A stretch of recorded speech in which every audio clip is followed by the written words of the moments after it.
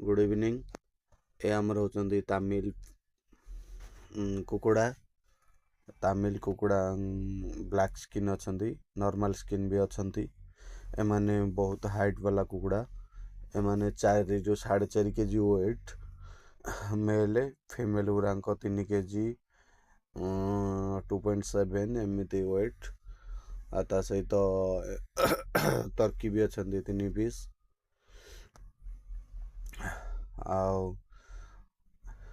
माने ब्रीडिंग एठी आमर होची। हाचेरी बंधी आमर अच्छी।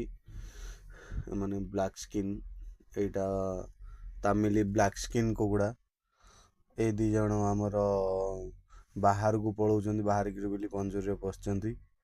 ए दीटा उड़िकी बाहर को पलाउ, से माने पंजर पईचंती।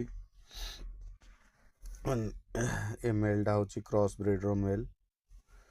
एमाने बहुत हाइट वाला हेबे, आउ 2.5 ରୁ 3 केजी हेबे। जेहेतु तामिली कुकुड़ा सहित देसी हाइट वाला क्रॉस ब्रीड छुआ एमाने।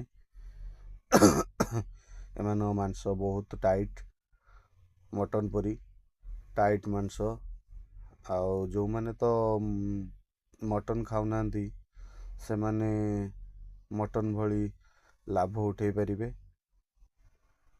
मांस पाई परिबे मटन परी। आउ बहुत टेस्टी। आमर एमाने भी दाना फाना खाऊना। आमर एमाने सबू बाहर जिनस घास, आजोला